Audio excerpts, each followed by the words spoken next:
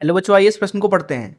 प्रश्न में बोल रहे हैं कि 10 किग्रा द्रव्यमान का एक चिकना गोला एक चिकने वक्रीय पथ पर A B C D E के सहारे बिंदु ए से 10 मीटर प्रति सेकंड के वेग से सरकना आरंभ करता है, जैसा कि चित्र में प्रदर्शित है। बोला रहा है गोला बिंदु बी से होता हुआ बिंदु डी पर पहुंचता है। ज्ञात कीजिए क्या गोला जो है बिंदु डी के आगे जाएगा। आइए इस प्रश्न की मुख्य अवधारणा की चर्चा करें। मुख्य अवधारणा अवधारणा देखिए, मान लीजिए ये धरातल है कुछ इस तरीके से। ये मान लीजिए धरातल है। धरातल के ऊपर एक मान लीजिए वस्तु रखा हुआ है कुछ इस तरीके से। उसका द्रव्यमान मान लीजिए m है। हम क्या करते हैं कि इस वस्तु को उठा करके h ऊंचाई पर ले जाते हैं। h ऊंचाई पर इस दौरान अगर मैं आपसे पूछूं गुरुत्वाकर्षण बल के द्वारा कार्य कितना है, तो वो यहाँ पे लिखा जाएगा। गुरुत्वाकर्षण बल जो है वो सदैव नीचे की तरफ है mg, और विस्थापन हुआ है ऊपर की दिशा में h।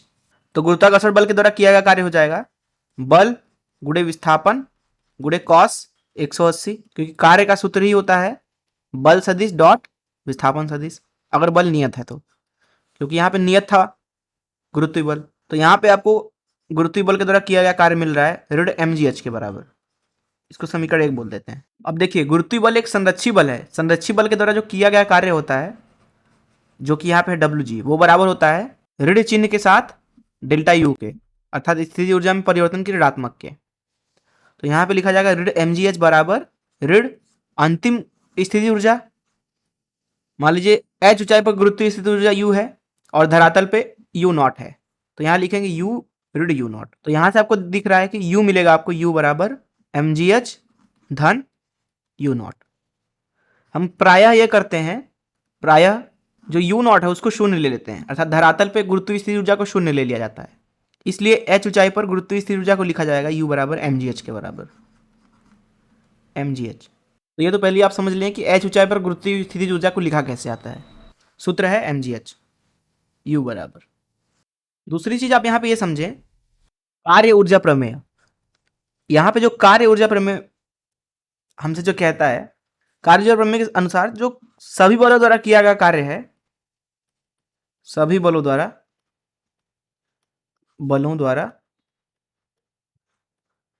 वो दरअसल होता है गतिज ऊर्जा के परिवर्तन के बराबर। अर्थात अगर अंतिम गतिज ऊर्जा kf है और प्रारंभिक गतिज ऊर्जा ki है, तो kf ऋण ki के बराबर। सभी बलों का मतलब यह है कि संरक्षी बल द्वारा किया गया कार्य निकाय अथवा तंत्र या वस्तु पे, असंरक्षी बल द्वारा किया गया कार्य, आंतरिक बल के द्वारा किया गया कार्य, बाहरी बल के द्वारा किया गया कार्य, इन सभी बलों द्वारा जो किया गया कार्य होता है वो गतिज ऊर्जा के परिवर्तन के बराबर होता है, किसी भी निकाय के लिए अथवा किसी भी वस्तु के लिए। तीसरी चीज यहाँ पे हम एक और समझ लेते हैं। मान लीजिए एक अनियमित आकृति की कुछ इस तरीके से सतह है, कुछ इस तरीके से, और सतह पे मान लीजिए एक गोलीय वस्तु रखा हुआ है, मान लीजिए कुछ इस तरीके से।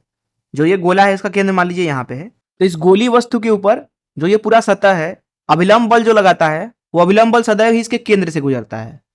मान लीजिए कुछ इस तरीके से, कुछ इस तरीके से जो भी अभिलंब बल लगेगा सतह के द्वारा गोले के ऊपर, वो उसके सदैव केंद्र से गुजरता है। तो इन मुख्य अवधारणा चलिए प्रश्न को हल करते हैं। देखिए, स्थिति को बना लेते हैं।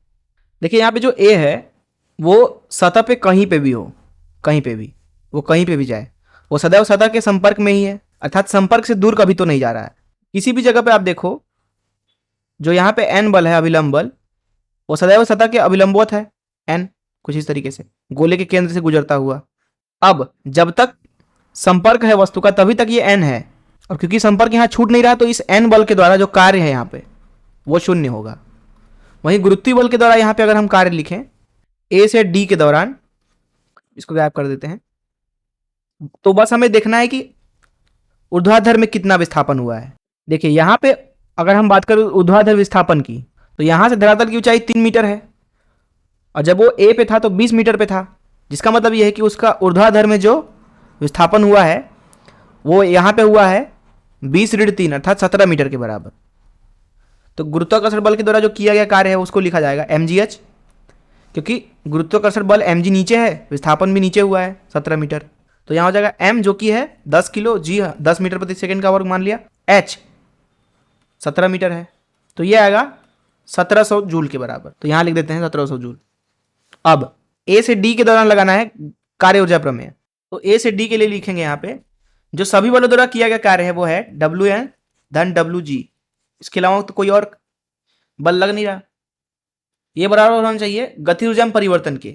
मान लीजिए d पर गतिज ऊर्जा kd है, तो यहां लिखेंगे अंतिम गतिज ऊर्जा जो कि है kd ऋण प्रारंभिक गतिज ऊर्जा जो कि हो जाएगी 1/2 द्रव्यमान जो कि 10 किलो गुणे a पे गति जितनी थी 10 मीटर प्रति सेकंड थी तो उसका वर्ग। तो जो d पे गतिज ऊर्जा है का मान हो जाएगा यहाँ पे Wn जो कि 0 है, Wg जो कि 1700 है धन 500 जो कि आ जाएगा 2200 जूल के बराबर।